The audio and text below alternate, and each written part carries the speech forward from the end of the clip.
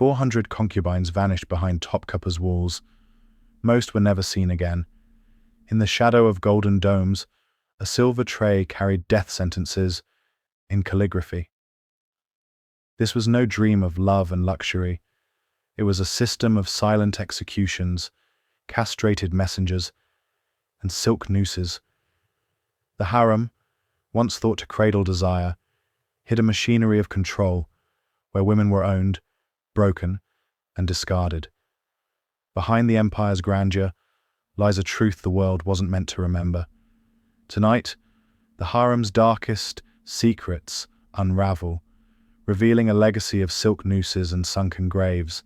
For those drawn to history's shadowed corners, subscribe, like, and share thoughts below.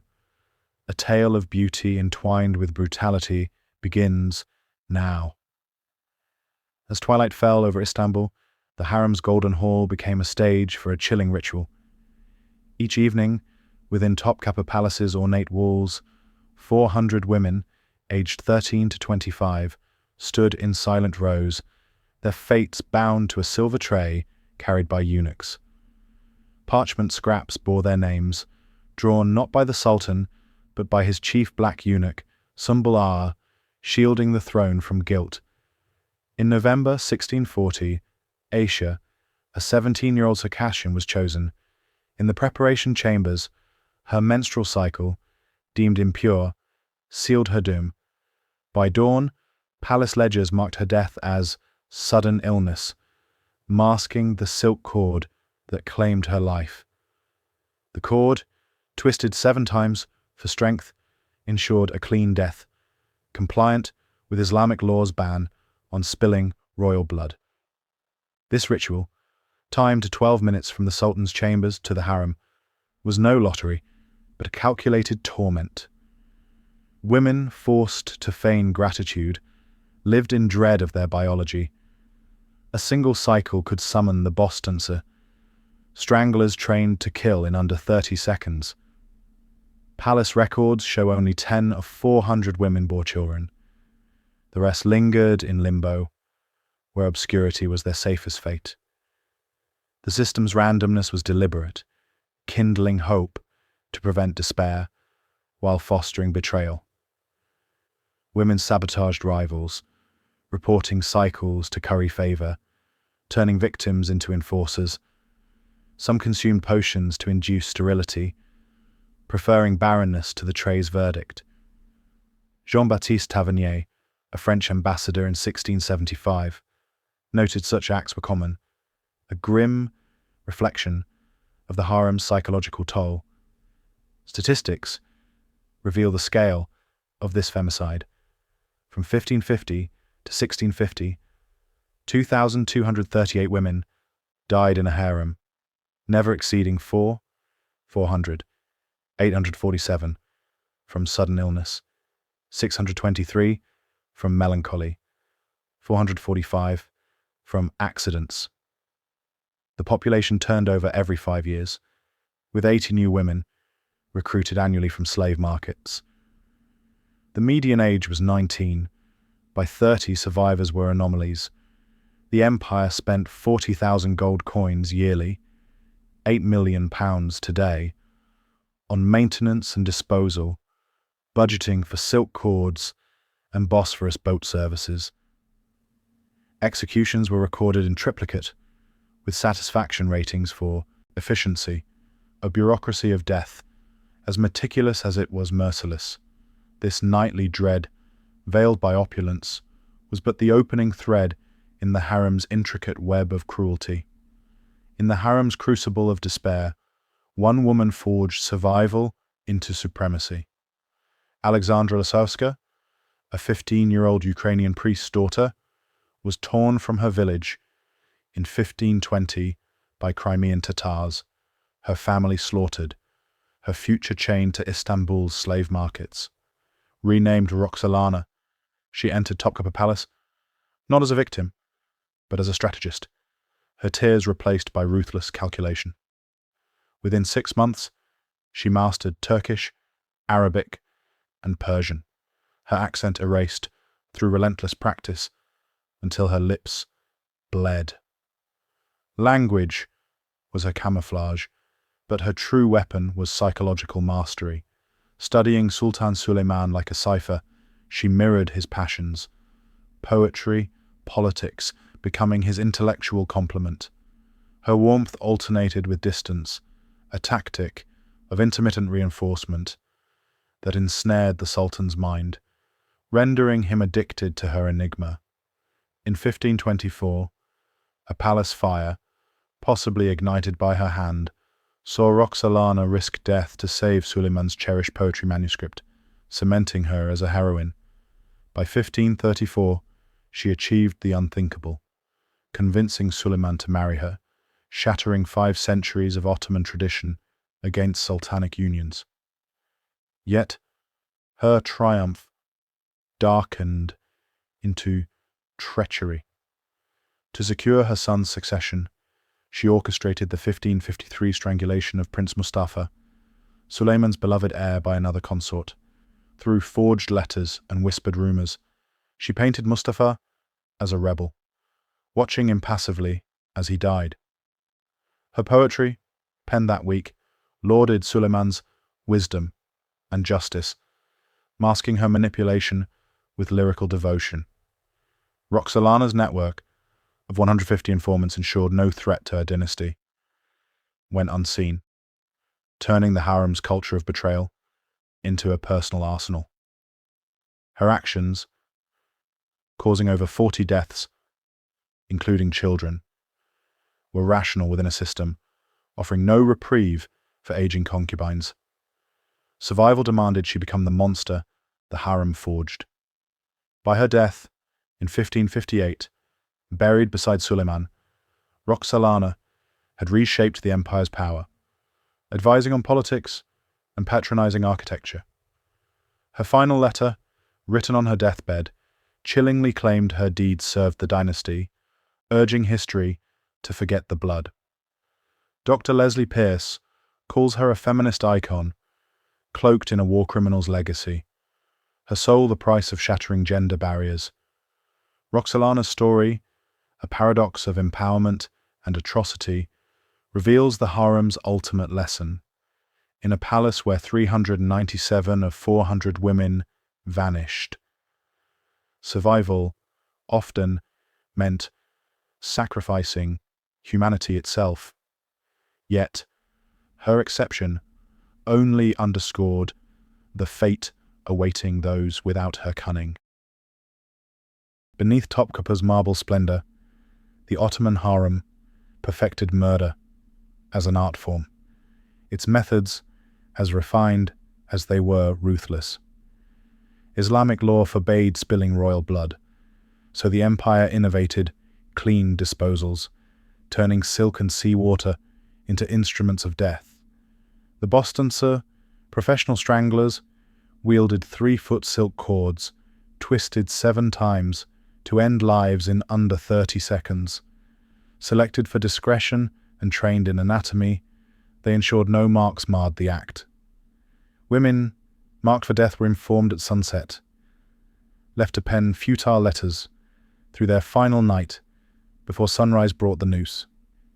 In 1652, 23 women, repeatedly chosen yet childless, were relocated, a euphemism for their journey to the Bosphorus's depths.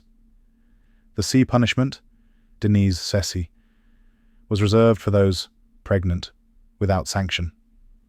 Sewn into leather sacks with frantic cats to ensure drowning, they were cast into the Bosphorus on moonless nights.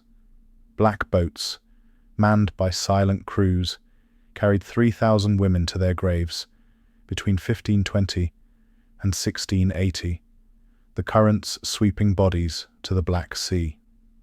Fishermen, calling these waters mermaid graveyards, shunned them in dread. Banishment to Eskişehir, the old palace, offered a slower death. Older or errant women were sent to this decaying outpost, where silence was enforced and hope extinguished. A 1670 French diplomat described it as a marble tomb of living ghosts, where women devised a sign language to defy their mute despair. The stone punishment, Tash Suzu, awaited escapees. Sealed alive within palace walls, their remains, discovered in 2010, confirmed whispered horrors. For high-status women, poison disguised as almond-scented sherbet ensured a dignified end, crafted by a chief poisoner tending a toxic garden. Each method was budgeted, 3 acchi for a strangulation, 20 for a drowning expedition. Executions were logged in triplicate, with satisfaction ratings for efficiency, a bureaucracy that rendered murder mundane. Palace guards, ordinary men with families, suffered melancholy and night terrors, one strangler's journal confessing 400 pages of remorse. Yet, religious edicts cloaked these acts, deeming natural functions impure, transforming scripture into execution orders.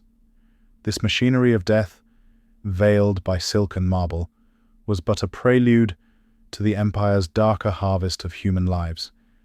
Beyond the harem's silken horrors, the Ottoman Empire harvested human lives through the devshirme, a system of child collection that stripped Christian villages of their sons. Every 3 to 7 years, from the 15th to 17th centuries, officials descended upon Greece, Serbia, and Bulgaria, selecting boys aged 8 to 18 with the precision of livestock traders. In dawn raids, soldiers encircled settlements, and devshirme officers assessed boys in public squares, inspecting teeth, height, and intellect. Quotas demanded hundreds per region, with 1 in 5 dying on the 1,000-mile march to Istanbul, chained in groups of 100. A 1544 merchant's account described a river of children dwindling as boys collapsed, their bodies cut from chains without pause. In Istanbul, survivors faced psychological erasure. Christian names were forbidden, replaced by Muslim ones. Native tongues were silenced under threat of beatings. Circumcision, often without anesthesia, marked their new identity. The training schools, or a semi-olan, taught Turkish, martial arts, and absolute obedience, but their true curriculum was loyalty through trauma. Older boys, already broken, enforced the system, creating zealots who would later raid villages for more children. Between 1450 and 1650, 200,000 boys were taken, depopulating Balkan regions. Some villages lost all males, aged 10 to 18 for generations, their absence etched in folklore and DNA. Parents in desperation maimed sons, severing thumbs or toes, or married them young to evade selection. Others, in ultimate despair, killed their children rather than surrender them. The empire's genius lay in its economics. Stolen boys cost nothing, eliminated potential rebels, and forged administrators with no local ties. A few rose to grand viziers, but most were broken or discarded. An Austrian ambassador in 1562 wrote of boys transformed into perfect enemies of Christ, their loyalty to the Sultan surpassing any born subject. The devshirme's efficiency, 200,000 children over 2 centuries, makes modern trafficking seem amateur, its trauma a generational wound. This system, cloaked as state policy, turned children into instruments of their own oppression, a cycle of cruelty that fed the empire's ambitions.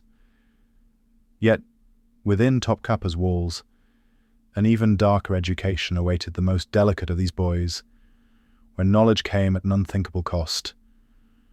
Within Topkapi's third courtyard, the Enderun Palace schools cloaked horror in scholarly grandeur. From the 15th to 19th centuries, 300 to 400 boys, aged 10 to 18, were molded into the empire's administrators and janissaries. Marble columns and intricate tiles framed an education in languages, theology, and martial arts. Yet, beneath this veneer lay a grooming factory. After hours, a night curriculum enforced a predatory hierarchy. Senior students, Hasada, held codified rights over younger Itolan, their abuse sanctioned as mentorship. Palace records registered these arrangements like property contracts. Twice yearly, boys were paraded in tight costumes and makeup for dignitaries who bid for private tutoring. Ledgers reveal the school took 60% of the earnings, the rest held for survivors, if they endured. Medical records expose the toll. 40% of students suffered rectal fissures. Melancholic temperament veiled suicide attempts. A 1923 diary noted 31 boys fell from a rail tower between 1640 and 1645. Their suicides logged as accidents. Palace imams twisted scripture, framing submission as worship, while punishments like the silence room, sensory deprivation, broke spirits without scars. Graduates, their trauma-forging unbreakable loyalty, became grand viziers or palace eunuchs, perpetuating the system. A 1701 escapee's account speaks of commanding thousands, yet screaming in his mother tongue, haunted by memories no power could silence. The Harem and Devshirme systems endured until the empire's twilight. The 1839 Tanzimat reforms, spurred by European pressure, promised change. But the 1840 Harem revolt saw eunuchs and senior women resist, strangling reformists and invoking divine wrath. The 1854 slavery decree exempted the Harem. The 1876 constitution ignored its captives. Only the 1908 Young Turk Revolution forced open Topkapi's gates, revealing women like one 60-year-old, freed in 1909, who knew only slavery and begged to stay. The palace became a museum in 1924, its hidden rooms and bones, found in walls and floors, silenced to preserve Ottoman glory. Turkey's textbooks still gloss over the horror, while media romanticizes the harem as exotic allure. Yet, the archive's digitization unveils execution orders and human ledgers, refusing to let the truth remain buried. This machine of misery, dismantled by collapse, left a legacy of trauma that echoes beyond its walls. The imperial harem of Topkapi Palace, with its silk and marble, was no haven of romance, but a machinery of misery, consuming 397 of every 400 women and countless children over 5 centuries. Its silver trays, silk cords, and sunken graves reveal a truth. Beauty and brutality were not opposites, but partners in an empire's calculated cruelty. Ordinary men, guards, eunuchs, clerics, operated this horror, their ledgers logging murder with bureaucratic zeal. Roxolana's survival, forged in treachery, underscores the harem's grim bargain, humanity sacrificed for existence. The Devshirme and Enderun schools turned children into oppressors, their trauma a generational scar.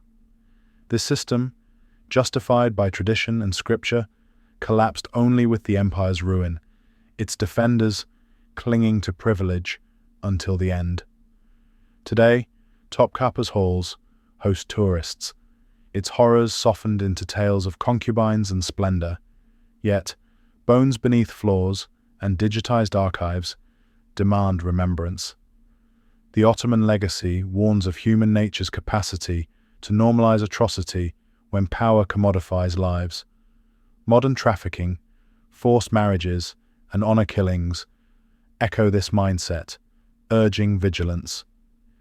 History's lessons, written in the blood of the forgotten, call for voices to challenge systems cloaked in tradition. For those moved by truth, subscribe, like, and share thoughts below. The harem's silent souls, entombed in marble, whisper a final plea.